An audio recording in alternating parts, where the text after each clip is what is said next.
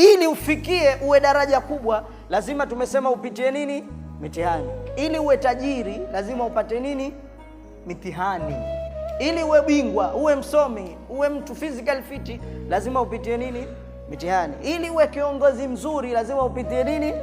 Hata uwe mume mzuri vile vile lazima upitie mtihani. Siku nyingine utisiwe kuchomwa pasi, siku nyingine ulazwe nje, yote haya utakuwa mume mzuri, utavumilia. Sijui tumeelewana?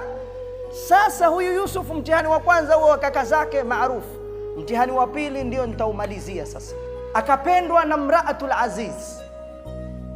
Huku kisha sevu mtihani wa kwanza, ili afike katika daraja afaulu lazima apitie mitihani. Maana yake mitihani haikimbiwi, mitihani inakabiliwa. Sijui tumeelewana? Mtu mzuri ni yule ambaye anaokabili mitihani, kwa sababu ukimaliza mtihani ndio mwanzo wa kuanza mtihani mwingine. Kwa hiyo Yusuf akaanza mtihani mwingine, akapendwa na mwanamke wa mfalme wa wazirul maliya, alikuwa anaitwa Kutivar.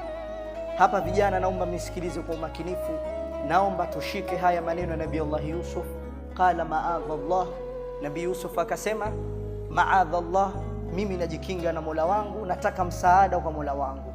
Jambo lolote baya linapotaka kukufika, jambo la kwanza kimbilio lako liwe kwa Allah subhanahu wa ta'ala.